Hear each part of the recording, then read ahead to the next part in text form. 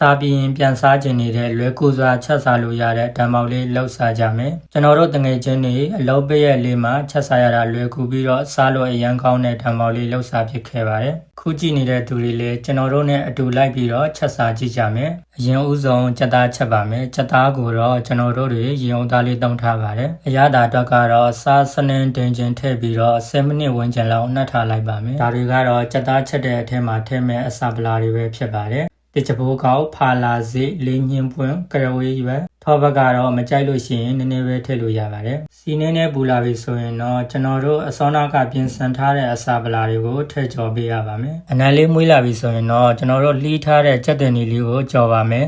ကြက်တင်ကတော့ကြက်သားချက်အနည်းများရခြင်းရင်များထည့်ပေါ့နော်ဓာတ်ပေါက်ကြက်သားချက်တဲ့အခါမှာကြက်တင်ကြီးကတော့ဒါအသက်ပဲပေါ့နော်အနည်းများစားခြင်းလို့ရှိရင်ကြက်တင်ကြီးများထည့်လို့ရပါတယ်ကျွန်တော်ကတော့ဓာတ်ပေါက်စားတဲ့အခါမှာအနည်းများလေးနဲ့စားရတာကိုပို့ပြီးတော့ကြိုက်ပါတယ်ခုကြည့်နေတဲ့သူတွေလည်းဒါအနည်းများနဲ့စားရတာကြိုက်တယ်ဆိုရင်တော့ဓာတ်ပေါက်ကြက်သားချက်တဲ့အခါမှာကြက်တင်ကြီးလေးများလေးထည့်ပြီးပေါ့နော်ကြက်တင်ကြီးနွမ်းသားရင်တော့အစောကနှက်ထားတဲ့ကြက်သားထည့်ပါမယ်ပြီးရင်ကြက်သားနည်းနည်းလုံးသွားတဲ့အထိမှုေးပေးလိုက်မယ်ပေါ့နော်ချက်သားအယောင်လေးပိုလှတော့အောင်လို့ကျွန်တော်အယောင်တင်မှုန့်လေးအနည်းငယ်ထည့်ပါမယ်ပြီးရင်တော့ကျွန်တော်ထောဘက်ထည့်မယ်ပေါ့နော်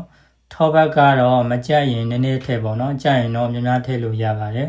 နောက်ဆုံးမှာတော့ဓာတ်ပေါက်ချက်ဖို့အတွက်တိတန့်ထုတ်ထားတဲ့မဆလာအနံလေးထည့်ပါမယ်ခုဆိုရင်တော့အနံအရသာနဲ့ပြည့်စုံပြီးတော့စားလို့အရန်ကောင်းတဲ့ဓာတ်ပေါက်ချက်သားဟင်းလေးရသွားပါပြီပြီးရင်တော့ကျွန်တော်ဓာတ်ပေါက်ထမင်းလေးစချက်ပါမယ်ကျွန်တော်ကတော့အိန္ဒိယဓာတ်ပေါက်ဆန်လေးကိုသုံးထားတယ်ပေါ့နော်တကေကြီးကိုကိုရီးယားဝမ်15000 16000ဝန်းကျင်လောက်ရှိပါတယ်ချက်မဲ့ထမင်းဦးတွေကို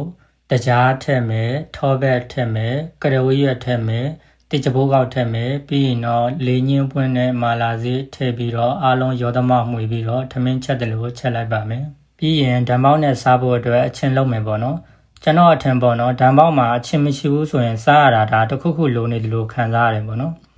မြန်မာပြည်မှာဆိုရင်တော့ဒီတရတိတနက်လိုပါလို့ဈေးထဲမှာအလွယ်တကူဝယ်လို့ရတယ်ပေါ့နော်နိုင်ငံခြားမှာကမရှိဘူးအဲ့တော့ကျွန်တော်ကိုယ့်ဘာသာကိုအချင်းလုပ်မယ်ပေါ့နော်အချင်းလုပ်ဖို့အတွက်ကတော့ခေါ်ပြီးတော့အနည်းငယ်ကြက်တင်နီပတ်ပါမြုပ်သီးစိမ်းကြက်တင်ပြူကိုထည့်ထားပါတယ်အရသာအတွက်ကတော့ကျွန်တော်ကြက်သားမှုန့်နဲ့တမယာရီကိုပဲထည့်ပြီးတော့နေလိုက်တယ်ပေါ့နော်ဆိုရင်တော့ဓာတ်ပေါက်နဲ့တွဲစားလို့အရန်ကောင်းတဲ့အချင်းရပါပြီခုထမင်းလဲချက်ပြီဆိုတော့ကျွန်တော်ထမင်းလေးကိုအစာပလာထည့်ပြီးတော့နှင်းမယ်ပေါ့နော်အရင်ဆုံးထမင်းလေးအယောင်ပိုလှတော့အောင်လို့ကျွန်တော်ဖုကာလာလေးထည့်ပါမယ်ပြီးရင်ကြက်တင်နီကျော်ထည့်မယ်တီဟိုစစ်ထည့်မယ်စပီတီအချောက်ကတော့ဒါကျွန်တော်မကြိုက်လို့မထည့်ထားဘူးပေါ့နော်ပြီးရင်ပဲစိမ်းထည့်ပြီးတော့နှံ့တော့အောင်ရောသမမှုပေးလိုက်ရင်ရပါပြီပြီးရင်နှက်ထားတဲ့ထမင်းတွေကိုထမင်းအိုးရဲ့တဝက်လောက်ထည့်ပြီးတော့အစောကချက်ထားတဲ့ကြက်သားဟင်းထည့်မယ်ပေါ့နော်ပြီးရင်တော့ကျန်တဲ့ထမင်းတွေကိုအကုန်ထည့်ပြီးတော့ဒါ10မိနစ်လောက်ပြန်ချက်ထားလိုက်ရင်တော့ရပြီပေါ့နော်မြန်မာပြည်မှာတော့ဒါအသီးရဲ့အချင်းလေးရဲ့တရသီးတစ်နှစ်ရဲ့ပဇင်ချောက်ဘာလာချောင်ကျော်လေးနဲ့တွဲစားကြတယ်ပေါ့နော်ဟင်းရည်လေးပါဒါချက်ပြီးတွဲစားမယ်ဆိုရင်တော့လုံးဝပြည့်စုံသွားပြီပေါ့နော်ခုကြည့်နေတဲ့ကျွန်တော်မိတ်ဆွေတွေလည်းအခုလိုလေးလိုက်ပြီးတော့လှုပ်ရှားကြည့်ကြဖို့ပြောချင်ပါတယ်ချက်နည်းကလည်းလွယ်ကူပြီးတော့စားလို့အရန်ကောင်းပါတယ်